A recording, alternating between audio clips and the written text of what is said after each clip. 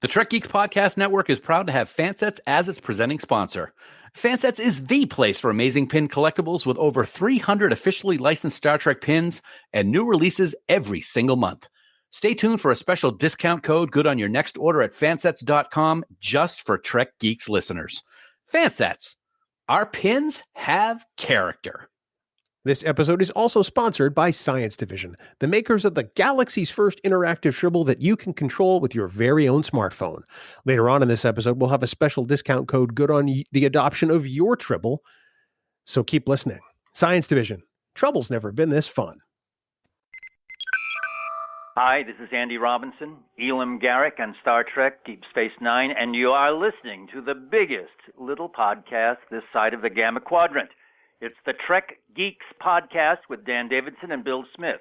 Failure to tune in would not sit well with the Obsidian Order.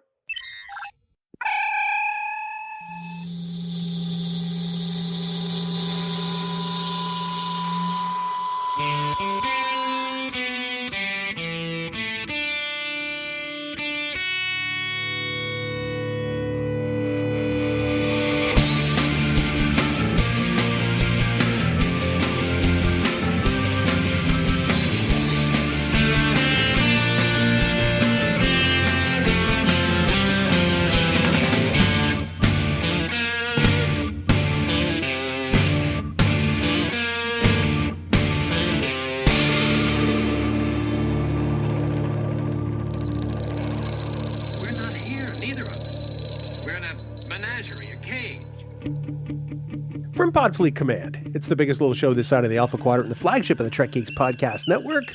Greetings, ladies, gentlemen, children of all ages, and welcome to the Trek Geeks Podcast and episode number 249. I'm your co-host, Bill Smith. We're so excited to have you here this week. And of course, by we, I do mean my co-host and I. Last week I didn't really introduce him, and he kind of got all, upset about it, and he whined and complained and crawled off into a corner. So this week I want to give him an official introduction. He is the co-host. He's Dan Davidson. Hey, buddy, welcome to the show. Hey, pal, that was great. Thank you. The co-host. How you doing? I'm doing great. How are you doing, buddy? I'm doing fantastic. 249. Wow. You thought I was going to throw a niner in there, didn't you? Wrong. But technically you did. Well, technically I did, but who's counting technicals? Unless you're a referee in the NBA, I'm really not sure. Anyway, but it's great to be here. Good to see you. Well, half the time the refs in the NBA don't count them either. That's a good point. Good point. Or traveling or anything else. Any of that stuff. Oh, you can get away with 6 steps in the NBA now. Anyway, sorry, I digress. Yet we digress. Dan, this week we start a special month-long series of content. We made a conscious decision to try to elevate the voices of African-American podcasters and content creators in Star Trek fandom. And we are starting to do that this week. So you and I are only part of this episode for really a brief amount of time. The bulk of today's episode is going to be handled by some incredible friends of ours. Absolutely. This is a great collaboration that we're doing all month long to have voices of African-American podcasters be the guest podcasters here on the show to talk about topics that are important to them. And I got to say, we are kicking it off on the right foot with the SyFy Sistas. They are an amazing group of women. All of them, Tamia, Fran, Subrina, Yvette, and JD are getting together in this episode to talk about the legendary Nichelle Nichols and her character of Uhura and what it meant to them. And what's so great about these amazing women podcasters is that there's many generations of fans between the 5 of them. Some of them were alive and watched the first run of TOS back in the 60s. And one of them was born in the 90s. And I mean, it's amazing to be able to get that perspective about this character from people that are such different age brackets. And it's an amazing listen. It really is. And I think the thing that people are going to notice right away is just the amazing positive, vibe that this conversation has. It's something that you and I were really excited to listen to when we first heard it a few days ago. And since then, we've been excited to let everyone else hear it. And that's going to happen in just a few minutes. Before that, Dan, why don't you tell everyone how they can get in touch with us for any questions, comments, or I don't know, maybe they want to send you possible introductions for Dan Davidson in future episodes. Oh, that would be great because yours are getting kind of old. It's very easy to do that, man. We definitely want to hear from you. You can go to trekgeeks.com/contact, and there you can send us an email, a voicemail. You can chat with us. You can tweet right at us, or you can go to Facebook and head over to the official Facebook group for the Trek Geeks Podcast Network. It's called Camp Kittimer. It's the most positive Trek group on Facebook. We don't allow any trolling. We don't allow any gatekeeping. We only want people celebrating what they love about Star Trek. So just search for Camp Kittimer. We'll let you right in. And we want to thank our wonderful admins, Haley, Jackie, and Fark, for the amazing job that they do running the camp. But you have to also please remember that any comments or messages that you leave us in any of these places may be used in a future episode. Bill. Wow. I'm still amazed that you can do that, but yet not get the name of the show right on occasion. Geeps. Trek Geeks. That happened once. It did really happen. Yes, it did. Way to go, buddy. Way to go.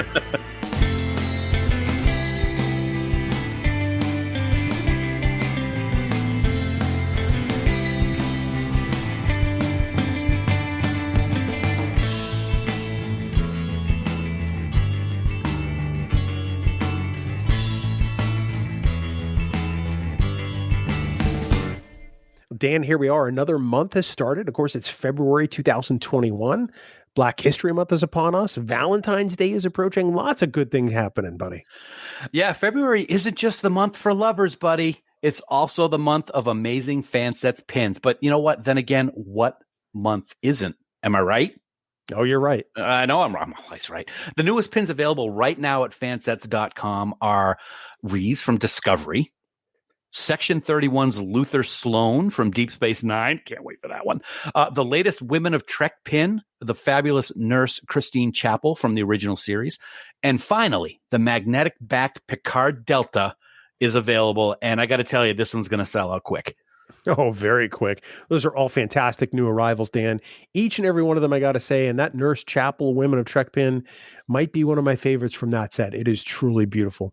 So listeners, like we say every single week, get on over to fansets.com, put a bunch of stuff in your cart, like all of those awesome new pins Dan just told us about. And at checkout, be sure to enter this week's special Trek Geeks discount code word, Uhura. That's UHURA in all caps. That special code is going to get you an amazing 10% off your entire order.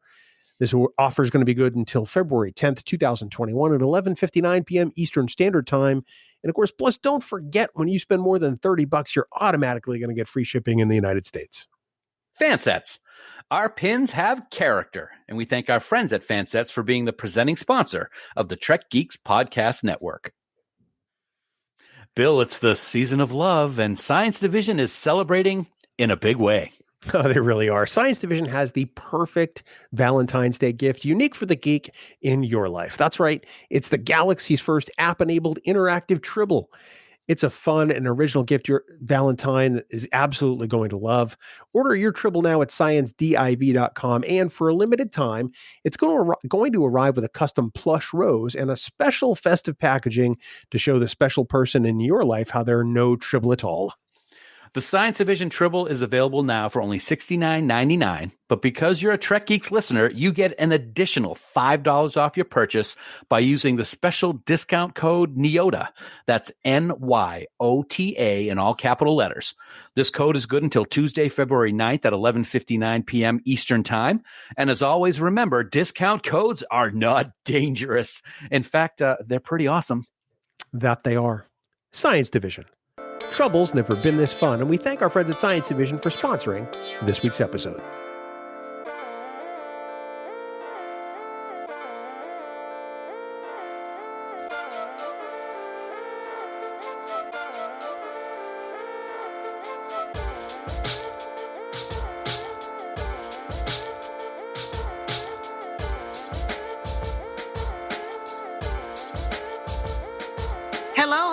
Welcome to the SyFy Sistas podcast, where we tell you our side. Today, we're talking about our queen, Lieutenant Nyota Uhura. I'm Tamia, and I'm joined by my sisters, Fran. Hello. Subrina. Hey, hey. Yvette. What's up? And JD. Oh, before we get started, I just want to say, first of all, that this is the first time that all 5 sisters are recording together. So this is a historic moment, and we're really excited. So it's wonderful. Welcome, gals. I got all my sisters with me. Hey.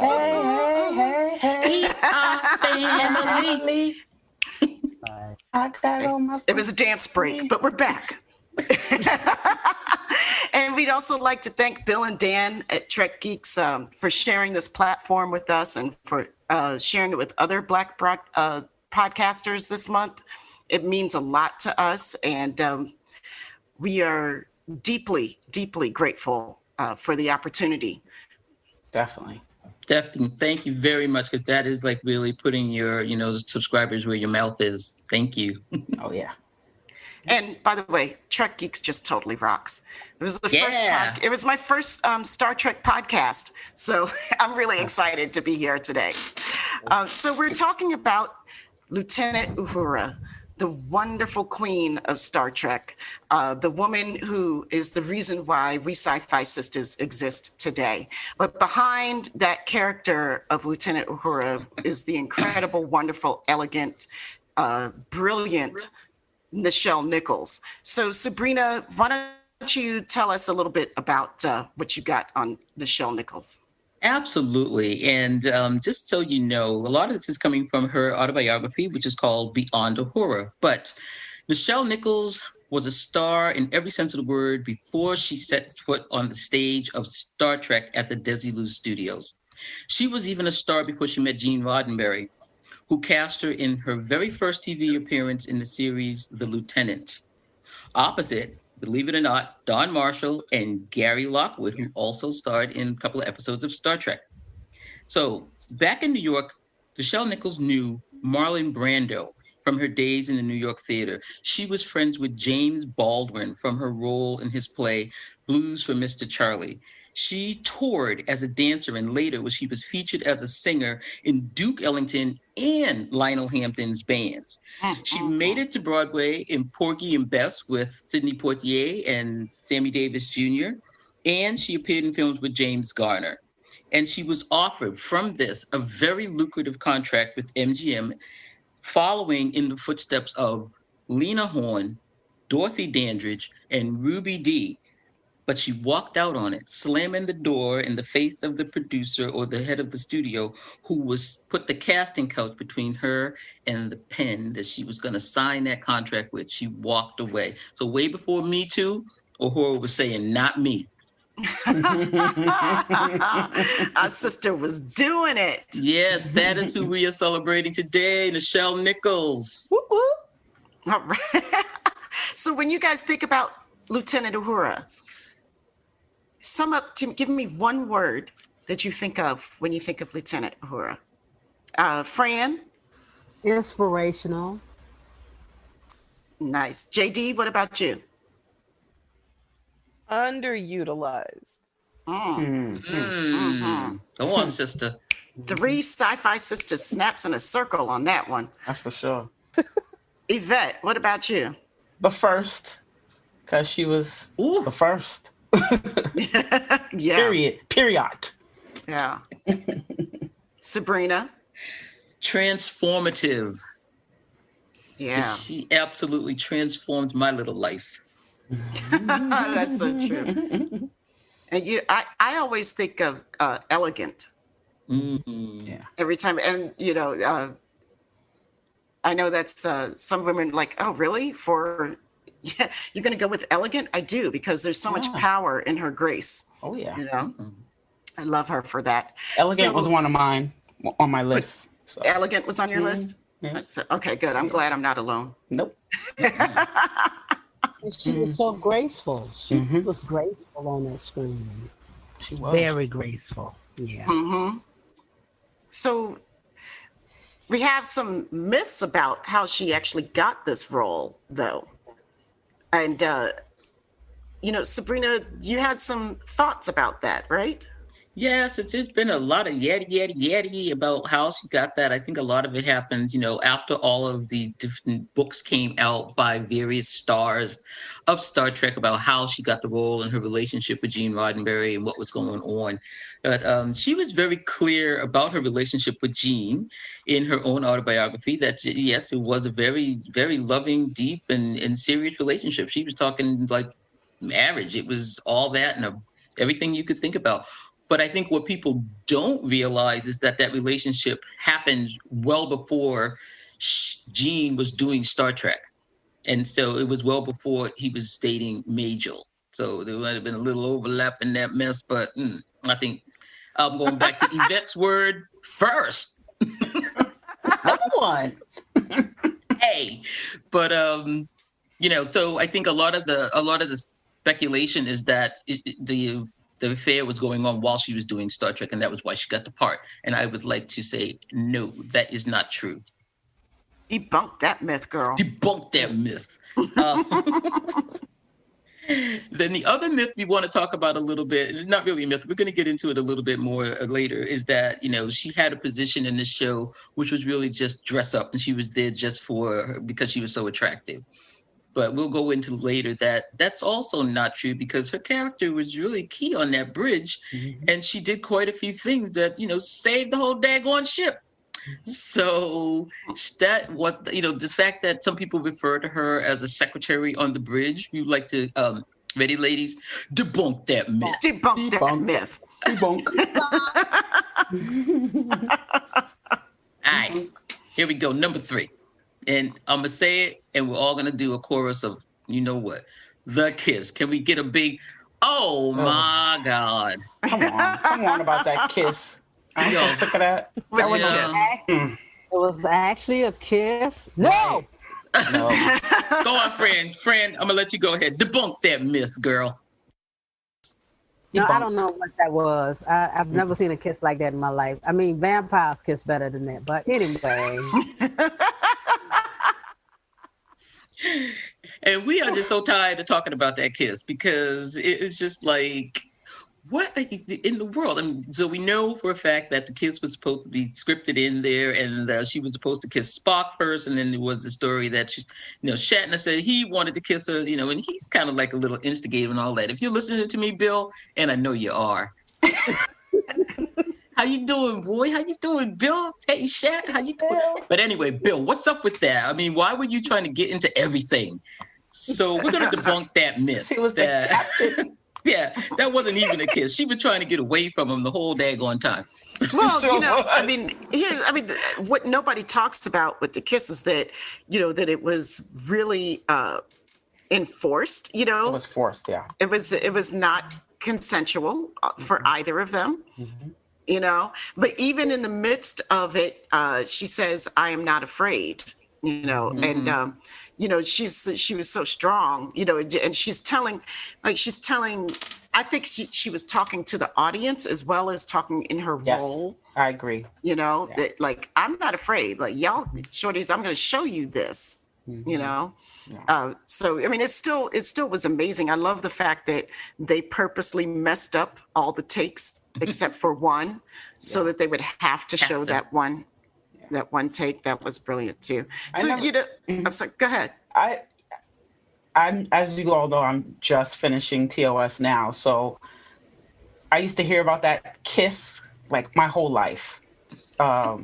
White boys always want to say, oh, but they had the first interracial kiss. And I'm like, okay, and whatever. Then I said, you know what, let me watch this thing. And I'm like, is this a kiss? Is this what they've been talking about all these years? I'm like, there's nothing going on here. Right. It's just the same. Well, they're pretty much all the same script. So, I was like, this is nothing special. And then they started with the whips, and there were other things I would have thought about more than that. Whatever that kiss, supposedly, my air quotes. So there was a lot going on there besides that forced. Lip lock. It was a forced lock. It was a forced lip lock. It wasn't it was not a kiss. Okay? But I'm just always amazed that people always bring that up when Happily. they talk about TOS, and you, especially when you say, you know, there's a lot of issues with TOS, and the first thing they say is, "Oh, but remember they had the first interracial kiss," and I'm like, really? This is what you're talking? This is your proof that this is such a great show, you know? But okay. But in its defense, it was a big deal. The lip lock was a big deal, but we're like, that isn't a kiss. Like, yeah, I thought it was a kiss. You know, I really thought it was a kiss. Yeah. There's a generational difference when looking at it now. You know, I mean, we're so used to seeing things very, very differently, and we live in a different world. But that's a perfect segue into Nichelle Nichols and Lieutenant Uhura's impact on the world at that time. You know, so Fran, you know, why don't you tell us a little bit about what it was like for you when you first saw her? Well, okay. I was a little 11-year-old child, born and raised in the South, was living in the South at that time. And I saw this lady, I think I looked up from a book or something, and I saw her on the screen, and it was in black and white. I didn't know she had on red because we didn't have a color TV at the time. It was 1966. And I looked up and I saw this lady, and she was on the stage with these other guys, and she was talking really, you know, like she was articulate, and she was, you know, telling them what was going on, and they were actually listening to her. And at that point, we were colored at the time. And 1966, this was really, really a breakthrough for little colored girls like myself at the time. And I'm like, oh my gosh, look, she's up there, and they're listening to her. She's up there with the guys, and they're actually listening to her. I didn't realize at the time until later on that she was a communications officer, and they really had to listen to her. But I didn't put that together until later on. Yeah, but you were 11. You get a pass. I was 11, yeah, you know. and it was so inspirational to me that whenever she was on the screen, I always centered her. She was my center for Star Trek. Mm-hmm. And something else I noticed too. When they showed the captain, she was there in the background. She was there, and I think she was strategically placed right there. So you always, in my eyes, just naturally went to her. You know, I listened to the other stuff, but to be an 11-year-old black girl, colored at the time, to see that up on the screen, it was amazing. It was awe-inspiring, and I've been a Trekkie ever since. And she was, like I said, inspirational to this little geek girl, you know, who read all the time and saw this lady up there, and I just fell in love with her and the character and all that stuff. 1966, y'all. Okay, this was mid 20th century. Think about it. So, long time ago. Long time ago. Yeah. Subrina, you're our other resident OG. That's right, girl. So, we saw this in first run. I was 10 years old when this came on and saw the colored lady on the bridge. And it was, to put it in context, and, you know, had all the same feelings that Fran did. Like, what is going on? You looked up, I mean, you really, like, the whole family was like, you got to see this, you got to see this, you got to come down here and see this. And so, but the thing is, I was also that little, you know, blurred, as we say now, science fiction book club. I have big, thick glasses. I was reading A Wrinkle in Time. I'm that child. And at this time, and we were in the space race. People don't get that when TSO was on, we were in a race. You mean against TOS. When TOS was on, we were in a race to beat the communists. I mean, it was serious doings. We were doing, you know, we had, right, Fran? You had desk exercise where you had to run under your desk and hide out because there was going to be an atomic bomb blast. I mean, we were really like, this was serious business. We had to get into space. And here comes Star Trek, and here comes Uhura. Girl, that was all she wrote. Mm-hmm. I bet. She's amazing. She was on the front line. She was on the front line. And we were like, oh, we're going to get into space. We're going to beat the Russians. You know, and you know, because here's the thing to me about that character is that she wasn't just sitting around looking pretty. You know, she wasn't some vapid, dense, superficial woman, represented on screen. She was smart, intelligent, capable, and thoroughly well trained. Like the thing, and she saved the ship a number of times. She saved people. She saved the crew a number of times. In Galileo 7, she was the reason why Spock and all those folks were saved. Because she took over the science station and she found that planet, right? So now go back and tell us. Okay, so the OGs gave you our impressions of what happened when we saw Uhura for the first time. So now we have some great age disparities here in the SyFy Sistas, which we're going to use to our advantage. Gen X. So, Gen X, when did you come across Uhura? How did it come? How did it hit you? Yvette? Well, I honestly did not pay attention to Uhura because I watched Star Trek probably at the second run because my mother was a big fan and I'm sure she watched it. But then the second run, I was a kid and she watched it all the time while she was cooking because it always came on every day. Mm-hmm. And I thoroughly did not want to watch that. So I knew about her. I always knew about Uhura and Spock. Those were the ones that I didn't know about really anyone else. Uhura came to me in the movies. Like I said, I knew who she was. And every time I went to the movies to watch it, I wanted to know, okay, so what do they have in Uhura do? She better not just be sitting at that damn comm station. I want to see her doing stuff. Mm-hmm. So that's Uhura I know is from the movies. And now in the books, I if I read the novels, they usually give her a little more stuff to do. It's not great, but she's doing more stuff. But yeah, I didn't pay attention to her when she was on TOS because I honestly just didn't want to watch it. But I knew she was there. So that's why I said when I think of her, I think of first, because even though I didn't want to watch it, I knew what that show was about. I knew what it meant. I knew it meant that Uhura was on there. I knew her significance. It's just that I didn't want to watch Star Trek, I probably just wanted to watch cartoons, but I was a little kid, so. But yeah, that's how, Uhura came to me basically through my mother and we all knew who she was. We knew that she was the black lady on Star Trek and she was, somebody to, I know that lady. That's the lady from Star Trek, but that's pretty much how, through her reverence, there was reverence for her. Mm-hmm. That's a good point. The reverence that was there for me. Star Trek, I've said it a couple of times on the show that Star Trek was one of my first babysitters. Mm-hmm. So I was, running around like 5, 6, 7 years old. And I remember like the big TV at my grandmother's house, my grandmother's and grandfather's house. And they had one of those big floor model TVs, Yeah. Mm-hmm. And I would sit down there in the den in the afternoon and watch Star Trek and play around and do stuff. So, I came up, seeing Uhura on the bridge was just sort of normalized for me what the places where a Black woman could be.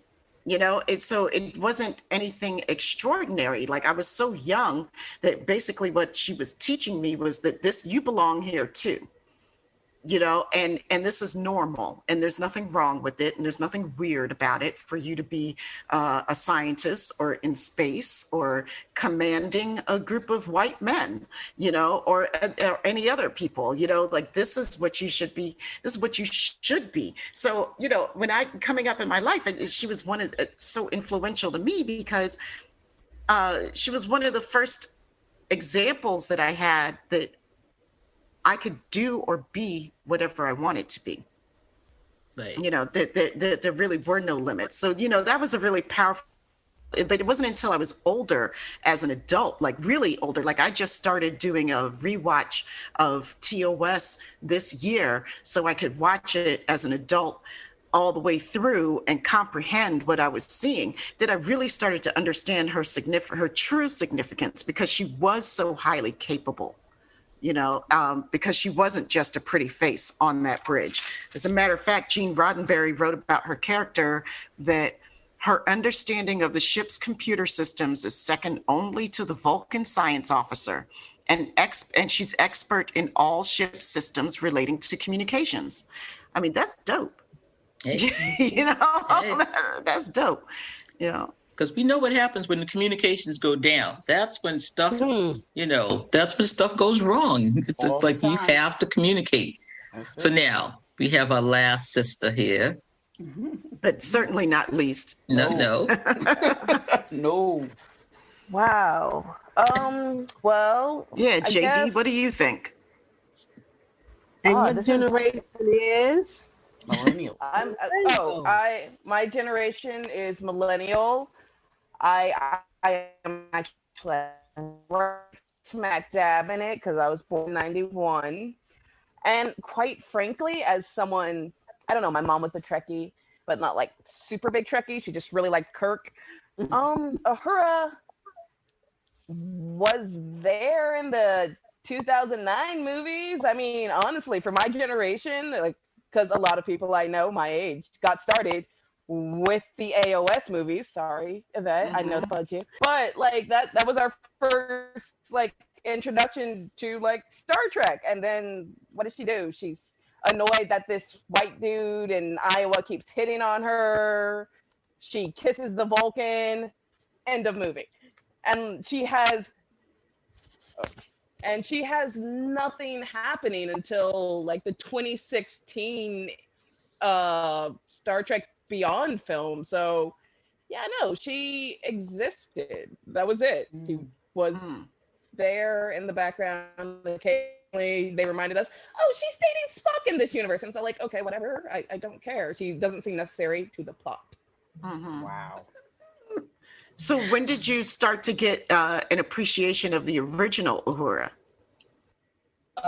Not till I watched the original series, because honestly, beyond that, I mean, the most modern thing is going to be the new alternate universe, and then we have no mention of her. And so I don't know, like for people who probably just got into it and don't know anything about the original series, because I know also a lot of people my age don't like to go back and watch this poorly filmed thing. We like things in HD.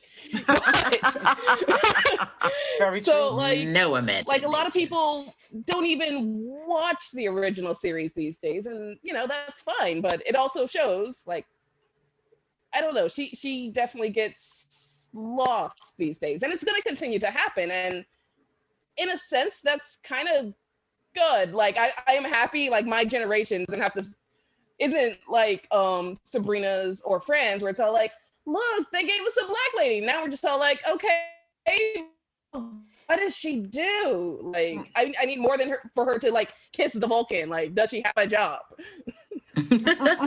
So now you have Mariner and you have Michael. Yes, which is a lot better. And I hope like for like my youngest niece's generation, I hope one day she looks at it and be like, why does it take 4 seasons for a black lady to become the captain? What the hell? And that's just what she's gonna say. She is gonna say it. I'm like, wow, really? However, Michael has always been the center of that. I know we're not talking about Michael, but she's always been the center of that series. Oh yeah, it's always been her show. Yeah, we didn't have to center her. She's always been the center and the lead on that show. So definitely. That's the difference. Yeah. And no, it may have taken her 3 seasons, but it's her show. She's number 1 on the call sheet. She does everything. So that's the difference between, Uhura and Michael. Where I had to center Uhura, Nichelle Nichols, whereas Michael is automatically centered. If you compare the two. Right. And so when they start talking about like, well, what did she do? then you can refer them back to the original series and you can show them Uhura actually doing things like saving the crew, multiple times over, like in Who Mourns for Adonai, she's the one who she had to rewire the entire communication system to subvent the jammed frequencies that Apollo made so that they can get in touch with them on the planet. Yep, Uhura saved everybody. Yep. You know, manned the science station. She manned navigation. I'm telling you, boy, she took command of the ship. Like, she was no slouch. She was no slouch. But I think that you make a really valid point as to this current iteration of Trek that she was certainly underutilized, to use your word. She was. And that's Trek. Other Trek. Yeah, the other Trek. But there's no judgment here, because somebody's least favorite Trek is somebody else's favorite Trek. Very true. And well, I love all Trek. All Trek is good. All Trek is good. More Trek is better. It's so true. But it brings us to to this other point, JD, that you brought up so nicely. Like, it came in Star Trek history, as far as Black women who had significant roles to play in the show. It goes Uhura, Michael Burnham. Mm-hmm. And that's like 50 years in between. Yes, ma'am. Like Voyager had no Black woman in any role. That's why I wasn't watching. But I was watching it. I was watching it, but I wasn't feeling it. I was like, wait, the sisters. Wait. I wasn't feeling it. Voyager wife, that's it. Voyager felt like, to me, like the difference between feminism and womanism. Right. Voyager was a bunch of white ladies that were like, I want to go out and work for equal pay. And, left us behind. Left us behind so we could take care of their kids while they went out to work for equal pay. You know what I'm saying? Like, that's wow. That's what Voyager reminded me of. That's how we feel about. Wow. She went there. Just saying. I ain't taking care of nobody's goddamn kids. But yeah, no. Do not send anything to our website. Send it right to Tamia. I ain't taking care of your kids. Right. But the sister's right. I'm gonna be with you, Tamia. Come on, I'm with you, sis. I got my own damn kids. We had but let's think about it. We had the Black woman break through, and she was on the bridge. Right. Because Nurse Chapel was down in the medical thing, and Rand showed up every now and then with the chicken sandwich. She wasn't doing anything, and so there was Uhura. And then, of course, we come to the next thing, and who's the captain? You get to, wait a minute. No, we were the one that did the marching. And you come swooping in. Right. Right. Like, we're the ones, we got the dog sicked on us, Okay, that is not in the notes anywhere. That is true. Just the truth, Ruth, just the truth. But I mean, it's a severe, it's a huge gap, right? It's a huge disparity. Yeah, and it took 50 years, as you said, Fran. What's your line? You said when you went to the New York premiere of Discovery, what was your line? Oh, I stood up and shouted, I've waited over 50 years for this. That's right. And they heard me. Everybody in the theater heard me, including the entire cast and production team down in the front. That's right. We shall not be silenced. Daggone it. No, I waited over 50 years just to see this, So, yeah. Mm-hmm. Yeah, but I do feel like, Michael Burnham exists because there was Uhura. Oh, yeah. Absolutely. Yeah, definitely. She's on her shoulders. She's on, yeah. And she says so. Shaniqua Martin has said so.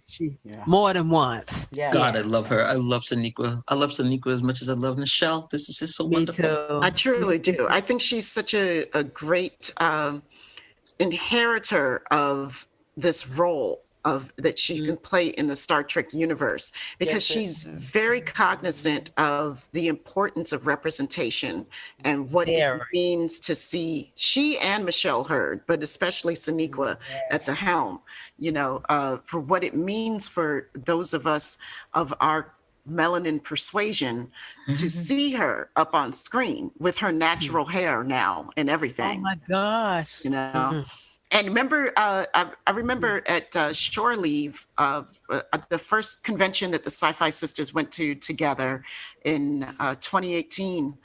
And we all took our picture with Nichelle Nichols. And I was holding a picture of her at the con with at her station with the afro. Which movie was that? Was that the motion picture? The motion, that was the original. That was the first movie in the motion picture, right? When she talked about how she fought to wear an afro. She stood strong on wearing her natural hair. And that was like a big deal. The studio didn't want to let her do it. It's like the things that Black folks and especially Black women have to do. I need your permission to wear my hair to come out my head like it comes out my head. Yeah. And Sonequa has mentioned that too. She said, on the show, I want to wear my hair like it grows naturally out of my head. What's the problem with that? Right. Because our hair has always been politicized, always has been. So. And she made, and Nichelle Nichols made that very political statement. With using Star Trek as the vehicle. Of course, it's the perfect vehicle, right? Yeah, absolutely. Yeah. So I think she's leaving us a fantastic legacy. Yes, she is. I don't know where the SyFy Sistas would be without her. Well, no, this one right here, I don't know, because that was a very, Star Trek has been a huge part of my life, since I saw that thing at 10 years old, and I have friends that they just know if it's something about Star Trek is going, Subrina is watching it. I speak, my ex-husband, we used to speak to each other in lines of Star Trek because we knew what we meant. We could be someplace and say something and know it's time to go, Our second date was to a convention. That's when I said, "Oh, he's the one." Okay. So the dry years. Let's talk about that. So we've had this great, and you know what? I want to just say something to Whoopi, because Whoopi, if you're listening, and I know you are, Whoopi. You're my other girl in Star Trek. Don't let anybody say nothing different. I just love Guinan. But okay, let's go on, because don't forget the whoopster. But the dry years. So we're saying, there was a time for Nichelle Nichols, the dry years, and for Star Trek, when we didn't have anything going on. And like we're saying right now, these dry years where there were no Black women in these shows, we had to wait until we got to Deep Space Nine, and then we come up with, Cassidy. Right. And it was how many years? It was just going on and on and on 30, forever. Maybe? Right. And then Cassidy, of course, was a side character. Side character. Right. Even though she was important to the main character of the show. But everybody on that show was a side character. Not like that, though. She was a true side character. Yeah. But She definitely did it for me, though. Howard, she was a strong character in it. She wasn't just, she was a captain of her own. She had her own business. She was a captain of her own ship. And she's, she stood up to Benjamin, it wasn't like, oh, whatever you say. She wasn't like that. She was always strong. And I love the fact that she was the captain of her own ship. And she did what she wanted to do. She even went to prison for her principles. Oh, don't get us started on that mess. Okay, but she did. That's what the character did, because she was delivering medical stuff, and she had to go. But she stood up for her principles. That's what I would say, because she could have said, "Well, no, I'm Captain Sisko's girlfriend. I can't be doing stuff like that." But she didn't. And then they got rid of her for a while. Then she came back, and he took her right on back. Like, okay, come on, here we go. Let's go. Like love. Let's get burned. That's a great point, about Cassidy, because and that does show that there was some progress, in the representation. But DS9 is that rare gem. Yeah. And DS9 was that really rare gem. Yeah. And if we look at the rest of Star Trek at that time, if we look at Next Gen, don't even get me started on Next Gen. Don't even get me started. Remember, Don't say it. We heard about Black women in significant roles, but we only heard about them. We never saw them. So, like Geordi's mom, I got so excited. Like, oh, Geordi's mom is in Starfleet too? Oh, she's dead. Dead. She was dead when we met her, wasn't she? Dead, Jim. Yeah. She was dead when we met her. She was dead when we met her. We had an alien. We had an alien perpetrating like it was her, Geordi's mom. She was dead when we met her. She's dead, Jim. She's dead.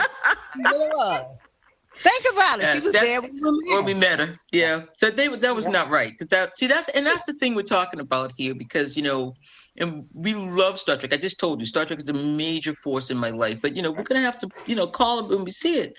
That for you talking about this vampire kiss for 50 years and doing all this little crazy stuff, it's just not acceptable, gentlemen. I'm just telling you. So I'm glad. I'm glad you've kind of, gotten your stuff together, and here in the beginning of the 21st century, since we started this mess in the middle of the 20th century, I'm glad to see that you gave it a 4 pips. But yes, yeah, but Uhura, from the time we started with Uhura, she just really the elegant one, the transformative one, the underutilized one. She's the one. Does anybody have a favorite Uhura episode? I won't say it's a favorite episode, but it is one that has always stuck with me. Mm-hmm. And it's the episode Bread and Circuses, the Gladiator episode. And she's really not in it at all. It's all Kirk and McCoy fighting in this stupid gladiator thing. But then once they get off, at the end of the episode, these idiots are sitting around I don't understand what that sun was. What is this sun he was looking for? I didn't see no sun. And she just comes in and is dude, it's a religious reference. Do y'all not read? She did read them though. She was looking at them is it the son of God? I know she was. She did have that look on her face okay, idiots. These are the idiots that I work with every day. Every day. Every day. Y'all didn't get that? No, that's not the son they're talking about, And it's hilarious because you have the whole episode. Kirk and them are trying to figure out what is this sun. Even when they get off the planet, they're still I still don't get it. And she's after listening to them for 30 seconds, she's all he's talking about Jesus. Does she actually say Jesus? No. She said the Son of God. Son of God. But we know it's not the sun up in the sky. Right. It's the Son of God. I know, right? Yeah, ding dong. You did the line almost perfectly. Of course. Ding dong, sir. like Jet would say. Right. I love Uhura in Charlie X because we get to see Nichelle Nichols using some of her other talents, and we get to hear that lovely voice when she's singing to the crewmen. They're all in the rec hall together. And I'm oh, it's Star Trek variety show now. Awesome. I was settling in. That's with my popcorn. Yeah, yum yum. That's great. Yay, Lieutenant Uhura. I was that was the first time that I didn't know that she had such a beautiful voice. I didn't know she was such a talented, accomplished vocalist. I knew none of that until I read her autobiography. I knew none of that all this time in all these movies, Trek. I did not know that. I liked her in The Trouble with Tribbles. That was great. That was mine. Yeah. I really like that one when she, she's cooing at it, and she's in the bar, and and all that. Then she takes it back to the ship, and the next morning, all these triples, and Kurt kind of looks at her, and she said, I love it. So that's so sweet, and I was on her side. I'm like, yeah, but who knew these things were like born pregnant, and she's got all these triples, and he's like, please get this cleaned up. But okay, but they're so I liked her in that. I really did. But the guy gave it to her because she was so pretty, the pretty lady. Yeah. I'm just gonna give you a triple. I said, I bet he's gonna give her a triple. I know. When my notes about like the different shows that she's been pivotal in, I have notes on the trouble with triples, and I was like, it's all Uhura's fault. It really is. It's all Uhura's fault. She brought that mess back on the ship, just like Riker bringing that game back. It's like, look, y'all need to clear stuff through something before you bring stuff back on the ship now. Yeah, so thank you, Lieutenant Uhura, because you're the reason why I now have this awesome triple from Science Division that I've adopted. Me too. And if you're listening, and JD is we all got one. JD is showing off her beautiful triple too. Oh my God, I love my triple from Science Division. I keep thinking it's my cat because the fur is so realistic. It looks like a real animal. Every time I turn around, is that my cat? Oh no, it's your triple. So my favorite one, and it's me, I love the Mirror Universe, and it is Mirror Mirror. Because my girl came out looking like, okay, who is going to mess with me today? She had the abs going. I just had those abs. Mm-hmm. And she had those black boots and the little the dagger in the side. And I was like, oh my God, look at this. Okay. William Ware Feast, I commend you. Truly fierce. Didn't she slap the taste out of Sulu's mouth? She sure did. Slapped the taste out of it for real. He had back. Really did. But again, she was the one that had to get on that bridge and had to do that stuff, and nobody was going home. Yeah. Yep. Yeah. Kirk sent her in there. What she did. Yeah. She distracted and pushed the button. Let's think about this. You're the only one that is not from this universe. You're in there with all these crazy asses, and you're on this bridge, and you got to get this guy to come back over here and look at this. I mean, I would have been like out of my mind scared. Mm-hmm. Mm-hmm. I mean, you're absolutely right. Yvette, you can speak to that. Yeah. I've seen that, and I love Mirror Universe, and I always think of Uhura when it comes to how everyone is supposed to look. It all comes from her. That's every time I think about the beginning of the Mirror Universe, when we think about how good everyone looks and how in charge they are, and because she's the only one that you actually see where she's the one, she has to be the powerful one. Like you said, she's on that bridge with everyone that's in that other universe crazy, but she's scared. And I love that they show that she's scared because that's realistic. Yeah. She's like, listen, I'm going to do this because I'm Starfleet and that's just the way it's going to go.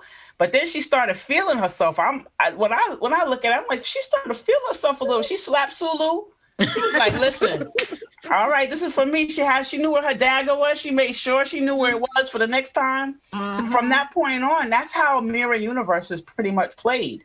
If you look back, the way she looked, her uniform, when you go back to Enterprise, everybody goes off of that. So Uhura is the one that sets the stage for the Mirror Universe, because that's my favorite. That's my favorite. I love Mirror Universe. I love everything about Mirror Universe. So, yeah. Slap the taste out of his mouth.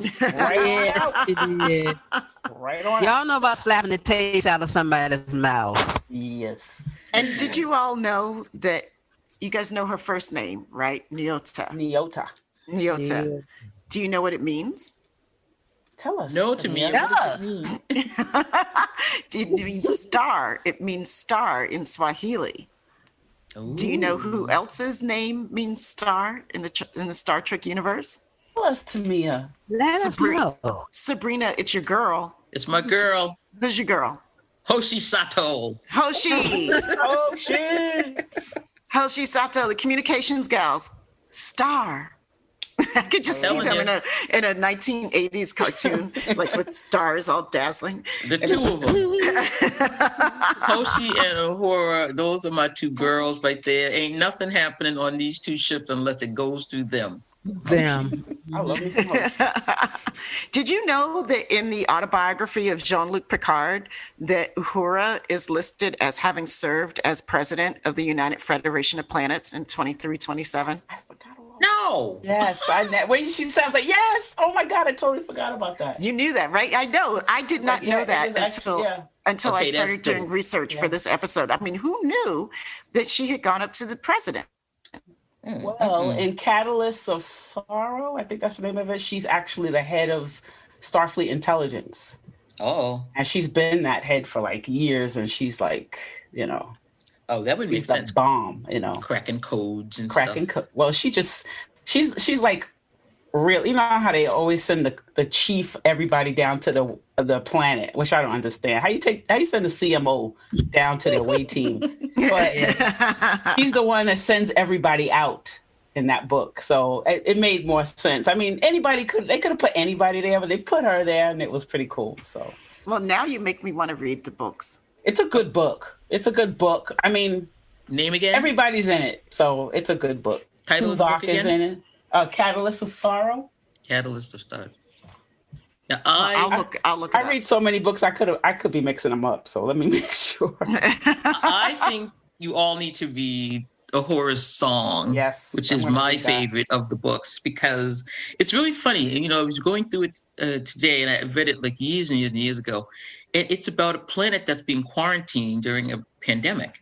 Mm-hmm. And it's about colonizing. It's got a lot of things in it that are very, very interesting to read now. And and Uhura is the one that figures out that, the cool thing about it is that they have been forbidden to tell the history of their people, which they say in song. They tell their history of people through song, which is a very African thing, where you have that passing of the history through the one oral person tradition. that tells us the oral tradition. And so I think take a look at this book, because I was rereading it and saw it from a whole grown-up point of view, not the point of view that I saw it as 15 or whenever I read the book. I don't know. So Uhura's song. Good We're one. going to look for that one too. got And you it. know what else we're going to be looking forward to is the documentary that's finally coming out about Nichelle Nichols and about her real life work with NASA, recruiting Blacks and Latinos and other people of color into NASA before the first space shuttle missions. So that's a woman called Woman in Motion, Nichelle Nichols, Star Trek, and the remaking of NASA. And that's going to be a Fathom event. Yes. In the time of the pandemic. So we hope that people somewhere are safe enough that they can go to a theater for this Fathom event, but or wait till it starts streaming somewhere. But it's only it only has 2 dates, February 2nd and February 4th. Oh, God. Okay, CBS All Access, if you're listening, and I know you are, let's get this streamed, okay? It's like, let's get Women in Motion streamed. Let's go, you big studio guys. Like, what's going on here? We want Uhura. We want Nichelle. We want Nichelle. And let's make a connection, because we found out the reason why Mae Jemison, which was the first Black woman astronaut, became an astronaut because she saw Uhura on the screen. She actually told Alice Kurtzman that's why she became an astronaut, because she saw Uhura. To be even more specific, Nichelle Nichols, she's a definite recruit. I forget, it wasn't, remember the brother's name? His name escapes me now. I'm so Charles sorry. McNair? The one who went up on the Challenger. Charles McNair. Mm-hmm. He was in the program. He was a direct recruit of Nichelle Nichols. So was Sally Ride. So you know, I mean, there are a lot of people that came in up almost all of those Challenger astronauts were directly with Uhura. It was very sad when that went up. So I think you really need to, you know, if you can connect the dots between, you know, like if everybody saw Hidden Figures and you get to that point where, you know, there were no. But that movie makes me cry. It makes me cry every time I see it because it's just like so much was wasted. And there was a quote by the Russians at the time when that happened. They said, the reason why we got into space first is because we use all our people. Oh, yes. So anyway, to bring that from the Hidden Figures time, you can't deny the importance of Nichelle Nichols in that recruiting process to get astronauts, and not just, you know, Black astronauts, but white women too. And a thing about Uhura coming out, and we've talked about what she meant to us and as Black women, but I remember going to the con, and one of the things that kind of really got me, and I didn't really realize it, was so many little white girls were affected by this too. They too were like, oh my God, it is a woman on the bridge. And, you know, it had not happened before. Yeah. And so we were talking to a few white girls who were like, no, she means exactly the same to me. And it was a big deal. It was a really big deal. And so we really want to push this, everyone to see Women in Motion. I told you guys the other night, I said, when I saw Uhura and when I was a little kid, I actually wanted to become an astronaut. I went into Civil Air Patrol. I did 2 years of Civil Air Patrol. I remember I cut my hair, but it was, you know, the right length and it couldn't touch my collar, the whole thing. You know, I was going into Air Force. I took the ROTC exam and they tested my ears and I washed out. I had bad hearing, couldn't go.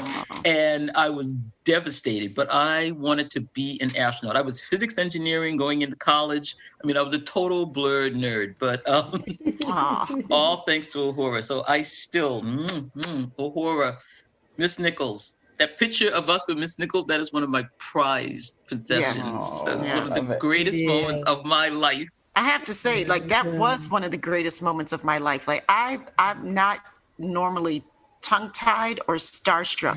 The only other, I mean, I've been raised, I was brought up in my family knew a lot of politicians and celebrities and stuff as I've been growing up. I'm used to meeting famous people, basically. But I've been completely tongue-tied only 3 times.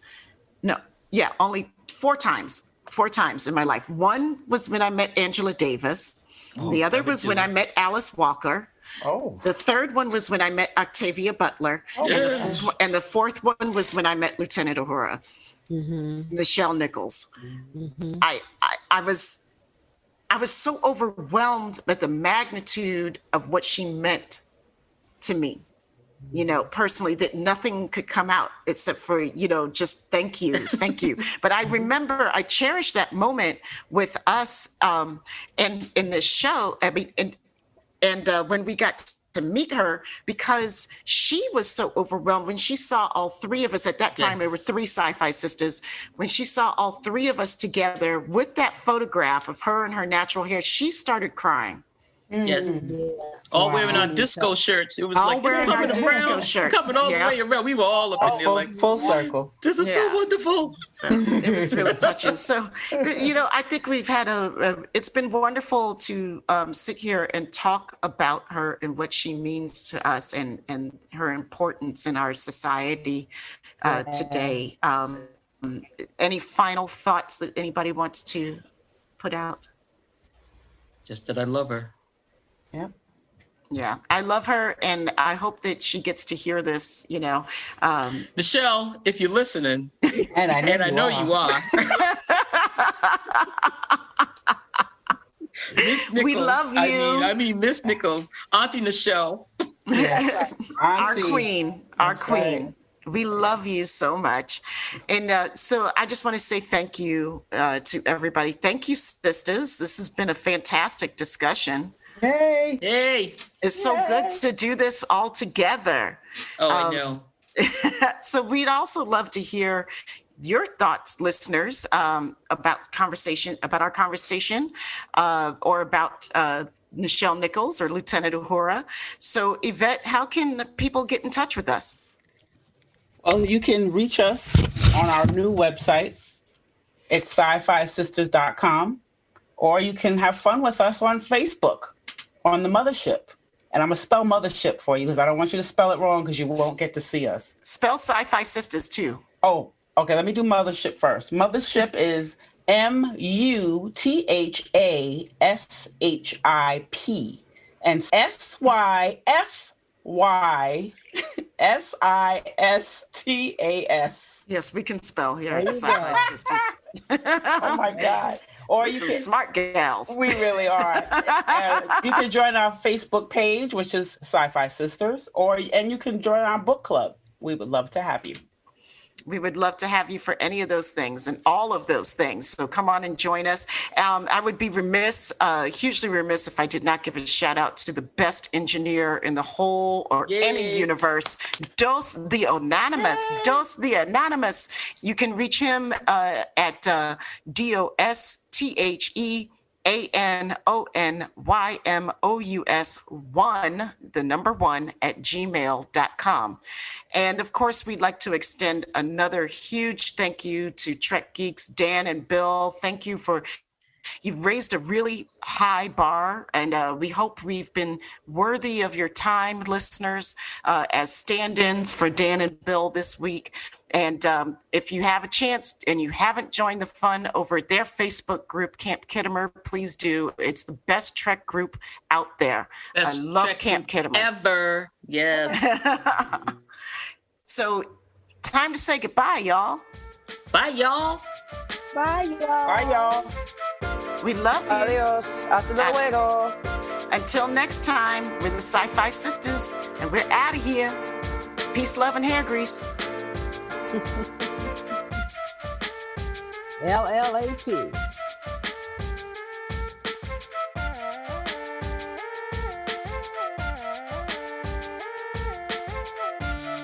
Well, buddy, what can we say? That was an amazing discussion. We are so grateful to the SyFy Sistas for coming to Trek Geeks and sharing their positivity and their voices and their experiences with our audience. It is something that that we hope to do again in the future for sure. I'm probably going to listen to their podcast more than I listen to this one from now on, to be honest with you. And considering you don't listen to ours, that's pretty amazing. No, they were absolutely fantastic. It was great to get that history from them, from some of them, and their thoughts on what an incredible woman Nichelle was and is, and what that character means to them. It was fantastic, and just an awesome way to kick off Black History Month, man. That was just awesome. Yeah, it really is. We look forward to continuing more about that later on. But of course, Dan, we do have to thank our friends, the band 5 Year Mission, for all the music they provide for the Trek Geeks Podcast Network and for the Trek Geeks Podcast. 6 years now, and I tell you what, it makes our show sound so much better, because to hear our voices drone on and on and on really was just, it makes paint flake. That's really what it does. So get it out to 5yearmission.net. Get all their albums. Get that CD in your hands of physical media, because we guarantee you're going to become a huge fan just like we are. I'm a flake. Oh, don't I know it? Yeah, thank you. I got to say, though, again, I just said it a minute. What a great episode with the SyFy Sistas, man. Just they're so wonderful, and their topic of conversation was phenomenal. Uhura is a legend, a force to be reckoned with, a beacon of light for so many back when TOS originally aired, and still is to this day. She commanded her station. She stayed strong all the time. But Bill, do you remember that time she couldn't turn off the internal communications of the ship when Riley was in engineering? Yeah. Could you imagine if he was singing a 5 Year Mission song instead of "I'll Take You Home Again, Kathleen"? That could have been awful, depending on if you know what you think of 5 Year Mission. But that just would have been something that she would never have lived down. If that had been the case, from that point on, Bill, Uhura's famous line might have been, "Hailing frequencies open, Captain." What is wrong with you? Really? Hailing frequencies open? What? Yeah. But luckily it did. But luckily it didn't happen, right? So we can Yeah, dodged a bullet there. Well, Yeah, 5yearmission.net. Please download all their albums. Don't forget, you too can support the Trek Geeks Podcast Network by subscribing to us on Patreon, where you can get all kinds of exclusive perks. That's right, man. We really pride ourselves on the perks that we have available for our supporters because we use small businesses to help us, and we love supporting small business. Our annual supporters pin is produced by our very good friends over at Fansets, and our world-famous supporters t-shirt is made by a local small business called Mint Printworks right down the road in Nashua, New Hampshire. And just a little teaser, Bill and I are coming up with some new perks for later this year, which will really raise the bar. Right now, though, we want to take a moment to thank our associate producers for Trek Geeks. We are so grateful for their support. And they are Dave Andrews, Vikram Bhatt, Luke Burnham, Brad DeMag, William Edward M. Jr., Brandon Everidge, Andy Fark, Kimberly Francis, Jonathan Hamilton, Brooke Horton, Ryan Jeffs, John Krikorian, Sean Lynn, Rick Mason, Jamie McGregor, Aaron Mollenkoff, Shane Murray, Tim Robertson, Greg Rozier, Eric Sakian, Adam Sanders, Blake Strike, Tim Serdar, Heather Sohn, Jim Stoffel, Lisa Tomlinson, Jessica Dax Vincent, Trey Womack, Ron Robel, and because it's Snowpiercer is the last whatever in the world, the gracious and wonderful Conrad Hutchins. You got to hear the Patreon content to hear about Snowpiercer. Sorry about that, people who don't listen. Yeah. So it's patreon.com/Trek Geeks. Of course, we want to thank our Trek Geeks producers for their support. They are Mike Bovia, Chaz Bradshaw, Ken Bird, Kyle Castillo, Peter Craig, Craig Ewing, Al Godwin, Jackie and Chris Hackney, Kimberly Hartman, David Hood, Tony Lambast, Leonel Marchand, Matt McGonigal, Jim McMahon, Charlie Mulvey, Sean O'Halloran, Jamie Rogers, Casey Shafsky, Chris Tribuzio, Ken Tripp, Christina Werther, and the lovely and talented Jess Fashon.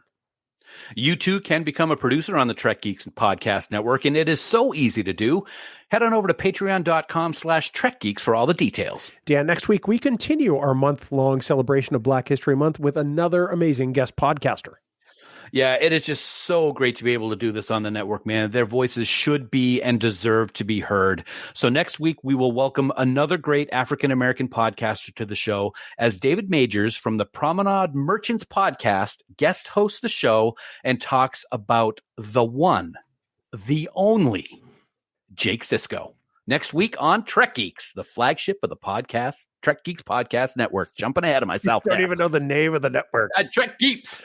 The Trek Geeks Podcast Network.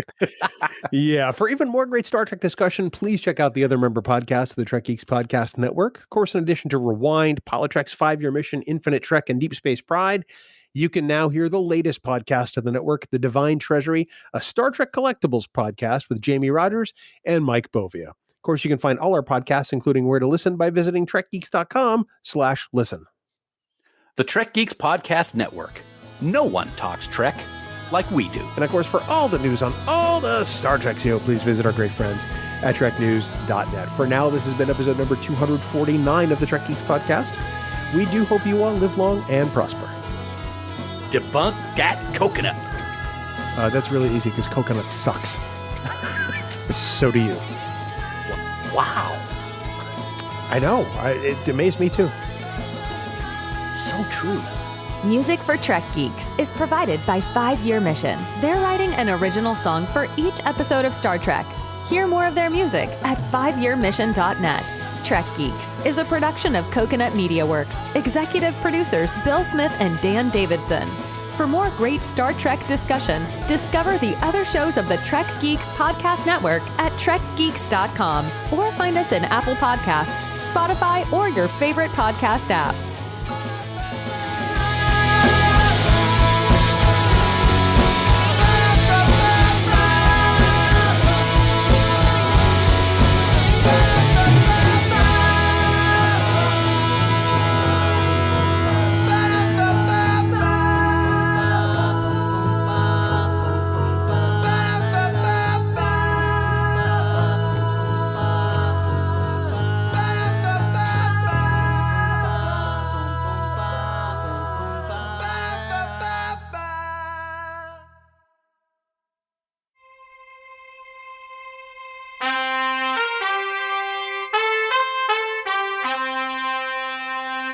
Coconut.